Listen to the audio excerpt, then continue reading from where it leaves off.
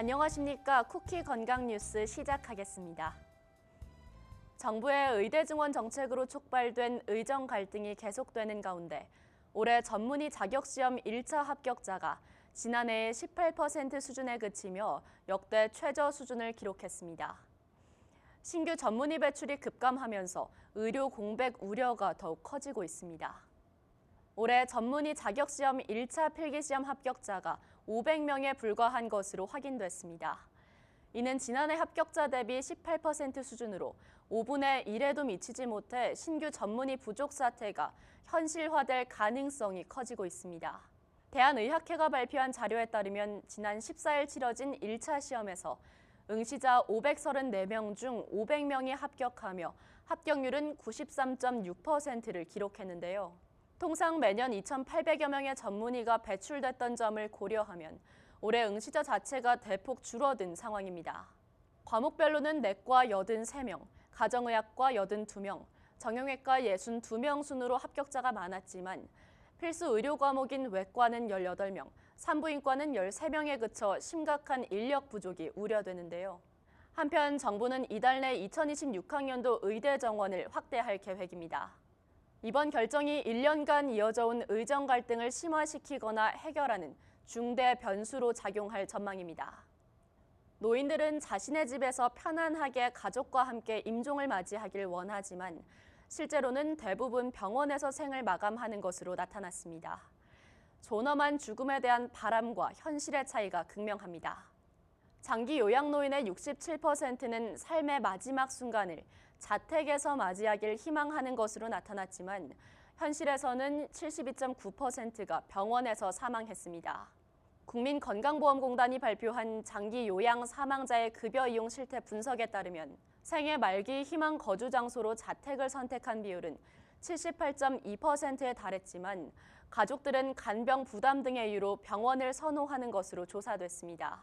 사망 전 1년간 가장 많이 진료를 받은 질환은 고혈압과 치매였으며 15.1%는 암으로 생을 마감했습니다.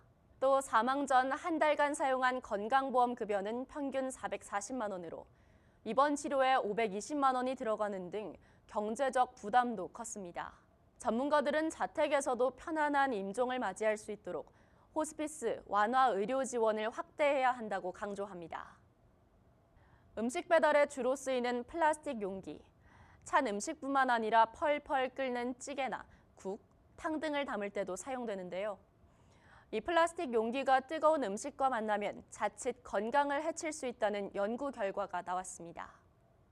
중국 닝샤 의과대학 연구진은 플라스틱 용기의 화학물질이 장내 환경과 심장 조직에 미치는 영향을 연구했습니다. 연구진은 끓인 물을 플라스틱 용기에 담아 화학물질이 얼마나 침출되는지 분석하고 이를 실험용주에 장기간 투여했는데요. 그 결과 염증을 유발하는 장내 박테리아가 늘어나는 것은 물론 심장 근육도 손상된 걸로 확인됐습니다. 연구팀은 장내 염증이 혈류로 유입돼 심장을 훼손한 걸로 봤는데 노출 시간이 길수록 심부전 발병 위험은 13%까지 증가했다고 밝혔습니다. 또한 전자레인지에 데운 플라스틱 용기에서는 제곱센티미터당 최대 420만 개의 미세 플라스틱이 검출됐다는 기존 연구도 인용했는데요.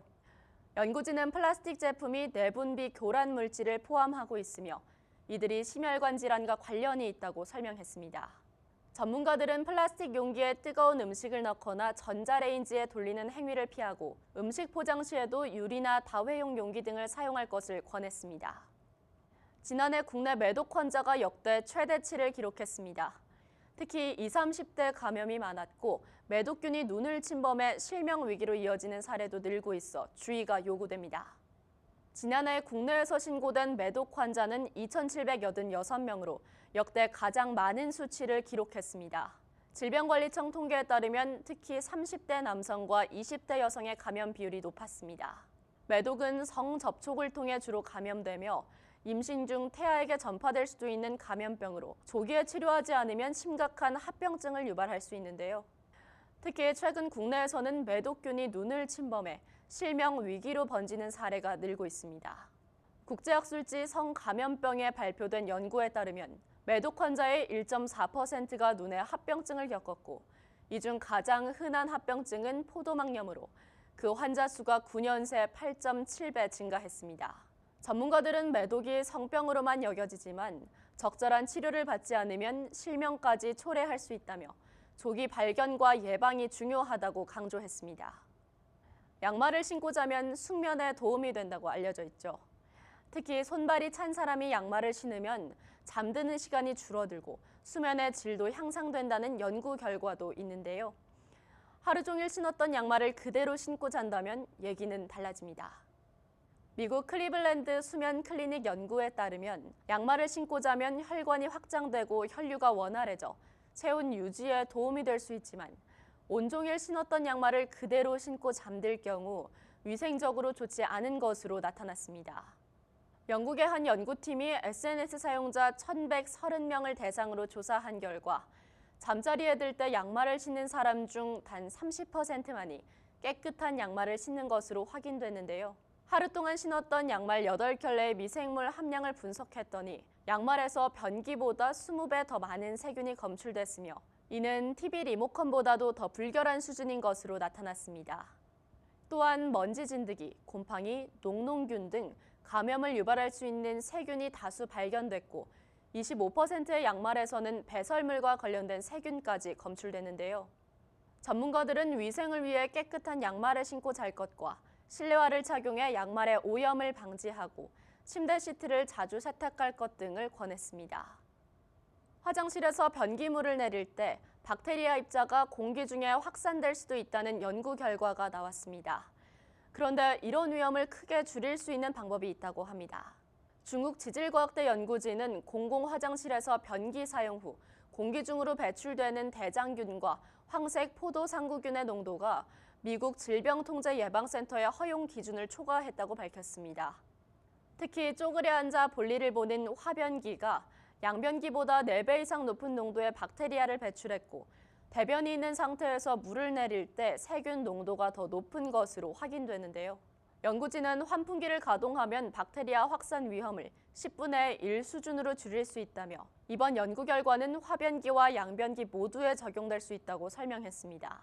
전문가들은 공공장소뿐만 아니라 가정에서도 환풍기를 적극적으로 활용하는 것이 세균 감염 예방에 도움이 될 수 있다고 조언합니다. 이상 쿠키 건강 뉴스를 마칩니다. 시청해주셔서 고맙습니다.